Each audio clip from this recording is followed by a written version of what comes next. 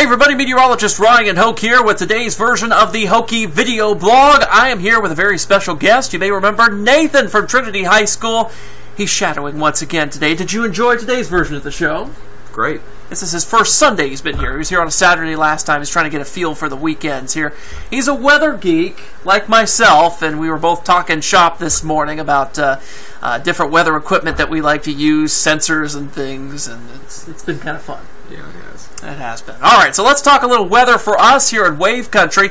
It is a nice morning by the looks of things, at least from our Kentucky One Health SkyTrack camera in Paoli. Sun's rising there. A few clouds still left in the sky. In fact, we've got temperatures in the 20s and 30s this morning across Wave Country. Lower 20s from Paoli to Seymour up there. I will say that the lower 20s are probably being influenced at least a little bit by that snowpack we have up in Indianapolis. You'll see those dark blue colors pretty much just above the banner there. That's where that snowpack is, right about here. And when you get the northwesterly winds blowing off of that, you oftentimes get colder temperatures just south of that. So I think pretty much from Jasper to North Vernon, you're seeing a little bit of that effect. You're also seeing some clouds clearing out up there, and once the clouds clear out, that allows the long wave radiation to escape into outer space. That's how you get colder temperatures up there too.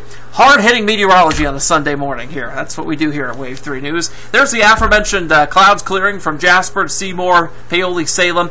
If you're not within that clearing line, I mean, clouds are still clearing out in other places. They're kind of breaking up around Bardstown, E-Town as well down there. So we'll all see mostly sunny skies this afternoon. We've got nice clear air off to our north and west. It's cold air, though, all thanks to this high pressure that's building in, and that's helping drive that northwesterly wind in here. In fact, our northwest wind's at 9 miles per hour right now. That's driving wind chills down into the teens just to our north around the Louisville area. Of course, in the lower 20s for wind chills at the moment. Of course, later today that won't be the case. You'll remember the rain yesterday picked up somewhere between 5/100ths of an inch and about 18/100ths of an inch there. So less than a quarter of an inch for all of us here in Metro Louisville. It's quick hitting, kind of heavy at times. Of course, we had the gusty winds up to 45 miles per hour here in the city.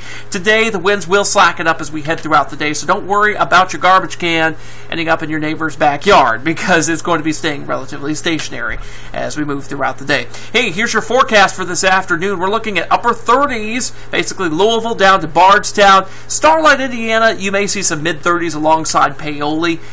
In fact, I think that hourly forecast here is only going to take us up to 35 by noontime, and then by 8 o'clock down to 33, and then we'll slide on down through the 20s as we go throughout the night, thanks to mostly clear skies. Talking about that radiation escaping into outer space again, same story down there as well.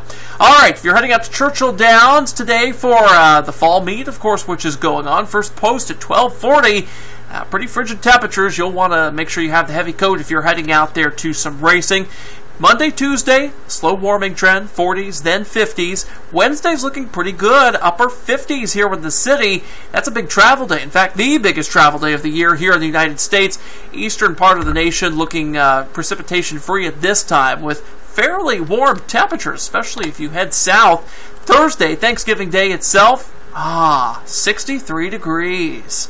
That is a winner of a forecast right there. The rain's going to stay off to our west. You'll see it out there. This is a GFS model plot here, kind of showing you where that line of showers is going to be. St. Louis, Memphis, Chicago might get in on that. Basically, the closer you get to the Mississippi River, the better your rain chance is. For us, it's 0 during our Thursday for Thanksgiving, but not on Friday. By Friday, that rain begins to move in. Should be moving out by the early portion of our Saturday, but temperatures on Saturday will start in the mid-40s, and then we'll drop throughout the day as that front moves through, bringing us the cooler air, eventually taking us down to around 31 degrees by the time we head throughout our Sunday morning. This is not going to be unlike what we just went through, with the cold front moving through, the cold temperatures behind it. Although I don't think we'll get any snowflakes out of this next system. We'll have to watch it, though. Whenever you've got precipitation leaving the area and cold temperatures, or cold air, I should say, moving in, you always get that conundrum. Will some of the cold air move in and catch up with some of the moisture? We'll have to see about that. Don't think it's going to happen, but we'll keep an eye on it. 40s on the earliest alert outlook from the 29th through at least the 3rd of December. We've warmed up things a little bit for the very end of the month here. The signals coming in now aren't quite as severe with the chilly air moving in, so we're going to keep it there in the 40s. Still a rain chance, though, on the 30th and the 1st. keep an eye on that. But we'll really need to keep an eye on the big cold shot possibly coming in during the 4th and 5th of December. The data is inconclusive on this right now, probably a confidence meter of a 1 or a 2. That's about it.